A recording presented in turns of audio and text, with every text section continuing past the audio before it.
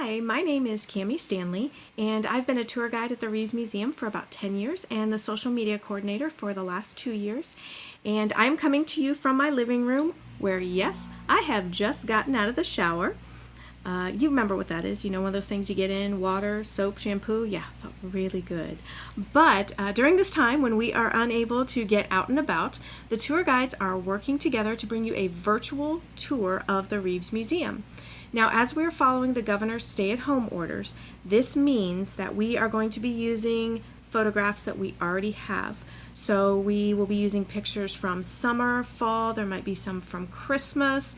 There could even be some pictures with a certain adorable museum mascot. So we are not going to the museum to get new pictures because we are doing our part and practicing social distancing to help stop the spread of this virus. So please join us every weekend over the next couple of months as we work together to help share the story of the Reeves home and the Reeves family.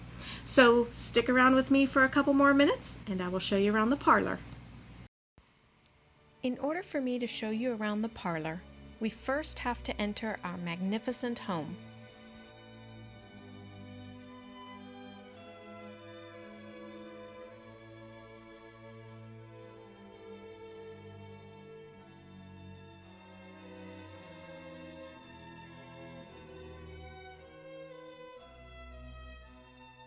As soon as you come through the door, you are greeted by elegance from the turn of the century.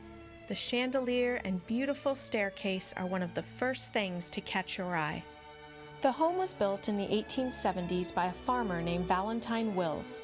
Mr. Jeremiah Reeves, who made his fortune in the steel industry, bought the home around the turn of the century and remodeled it from the 8-room farmhouse to the 17 rooms that we will visit over the next couple of months. If you were to visit the Reeves home when the family lived here, you would have been met by a servant at the door and brought into the parlor to wait for your host or your hostess. This family consisted of Mr. Jeremiah Reeves, Mrs. Jane Reeves, the oldest daughter Louise, middle daughter Agnes, and youngest daughter Lillian. Mr. and Mrs. Reeves also had a son, Sam, but sadly, he passed away in his early 30s after drinking contaminated water and died of typhoid fever. The parlor was a formal room in the house. The daughters courted their husbands, and 2 were married in this room, and Mr. and Mrs. Reeves both laid in state in this room. Ah, if only the walls could talk, or maybe the carpet. The parlor still has the original Axminster wool carpet that was laid out in strips and then hand-stitched together. At the turn of the century, Mr. Reeves' home had electricity and indoor plumbing, including flush toilets, which was very unusual for 1901 when Mr. Reeves and his family moved in. Mr. Reeves also took all the fireplaces from the old farmhouse and covered them.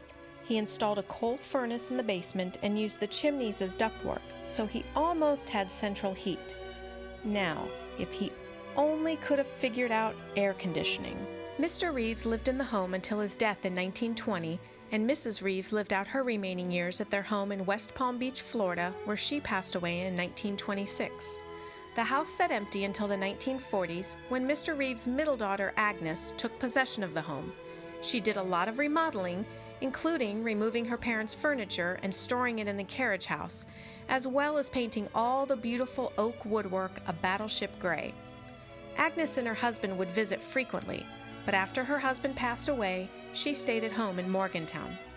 The house sat empty again until the 1970s when Sam Jr., Mr. Reeves' grandson from his son Sam, gave the home to the Dover Historical Society for $1 and then gave the money needed to remodel the home back to Victorian times.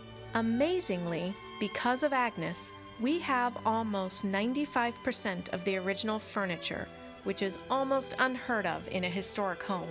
Be sure to check back on Facebook every weekend as we will continue our virtual tour of the Reeves Museum.